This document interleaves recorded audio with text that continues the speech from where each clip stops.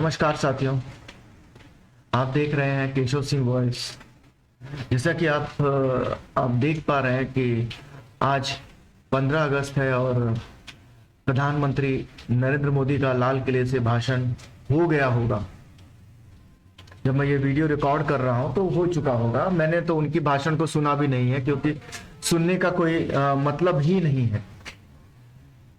ये देश के पहले प्रधानमंत्री हैं जो एक चुनाव से हटते हैं तो दूसरे चुनाव के मोड में चले जाते हैं। यह देश के वो प्रधानमंत्री हैं जो संसद हो या संसद के बाहर हो, कहीं पर भी जब वो बोलते हैं तो वो अपनी बातों पर कभी रहते नहीं।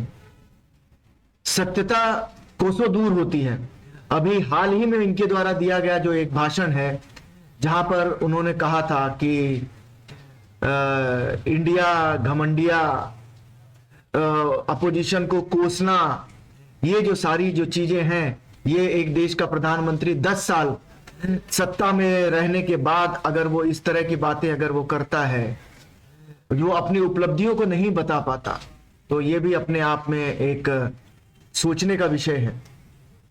देश का वो प्रधानमंत्री जब संसद में खड़ा होकर जब वो बोलता है तो भी वो पिछले प्रधानमंत्रियों को कोसता है।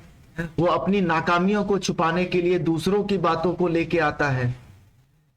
झूठ बोलने की तो कोई सीमा ही नहीं है। सत्यता जो उनकी बातों में कोसों दूर रहती है।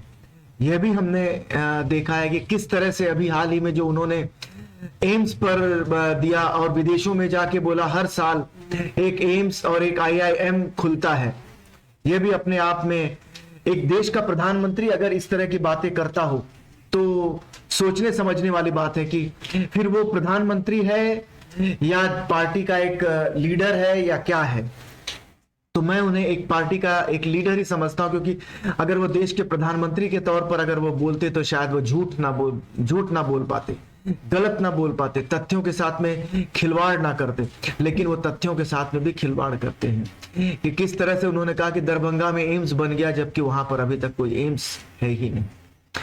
कैसे उन्होंने पिछले चुनाव में जब उन्होंने यह कहा था कि कितना करोड़ बिहार को दे दिया जाए, 1 लाख करोड़ 2,000 करोड़ बोली लगाई गई थी, तो पता नहीं कितना करोड़ अभी तक पहुंचा है। वो तो सिर्फ बिहार और बिहार की जनता ही जानती हो। तो इससे कोई इतर उन्होंने आज 15 अगस्त को जो उन्होंने जो भाषण दिया होगा, वो उन्होंने भाषण अपने उन श्रोताओं को दिया होगा जो अंधभक्ति में लीन होते हैं, काऊ बेल्ट के लोग हैं, जो उनकी बात को ही अंतिम लकीर समझ लेते हैं।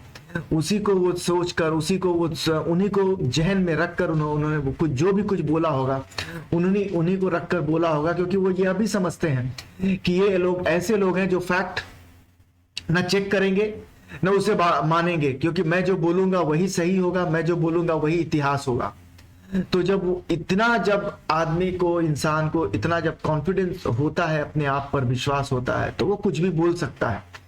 हम यह तो सोच समझ ही सकते हैं कि झूठ बोलने के लिए भी कॉन्फिडेंस का होना बहुत जरूरी होता है, क्योंकि जब इंसान झूठ बोलता है तो उसे एक डर जो मन में होता है कि कहीं अगर सत्य का पता चलेगा तो लोग क्या सोचेंगे।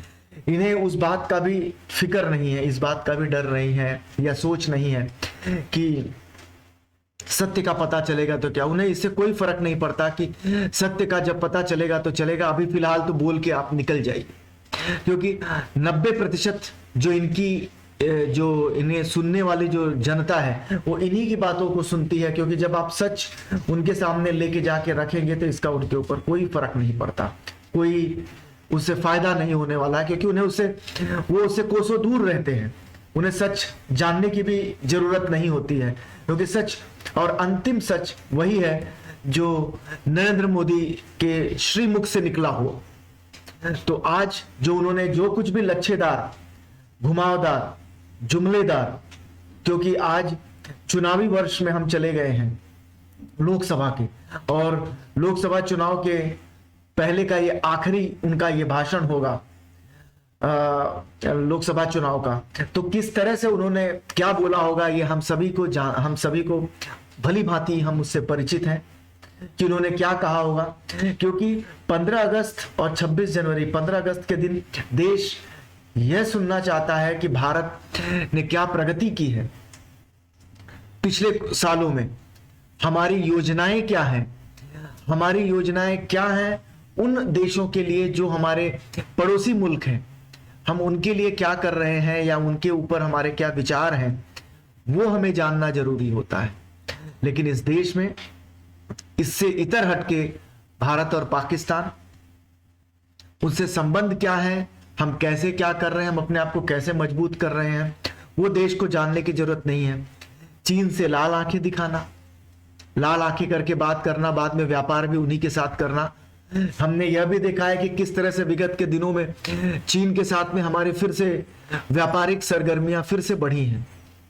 तो ये जो सारी जो चीजें हैं, इनके बोलने में, कथनी और करनी में बहुत फर्क है। अगर आप इसे बौद्धिक रूप से उस स्तर तक ले जाके अगर उसकी जांच करेंगे तो आपको पता चलेगा कि यह प्रधानमंत्री सिर्फ और सिर्फ झूठ का पुलिंदा ही परोस सकता है। ये मैं तो प्रधानमंत्री तो बहुत इन्हें जल्दी मैं मानता ही नहीं। ये तो नरेंद्र मोदी है जो पार्टी भारतीय जनता पार्टी के एक लीडर हैं और सत्तासीन हैं, क्योंकि जो इनके लोग हैं वो भी भारतीय जनता पार्टी, वो देश के लिए नहीं, वो भारतीय जनता पार्टी के लिए ही सोचते हैं। तो मैं उम्मीद करता हूं कि आज और आने वाले समय में जो ये भाषण देंगे अपने, उन्हें कसौटियों पर, उन्हें सच की कसौटी पर जनता परखेगी और तब कोई निर्णय लेगी कि नरेंद्र मोदी कहां पर फिट बैठते हैं। तो धन्यवाद आप सभी का, जिन लोगों ने इसे देखा, सुना और समझा।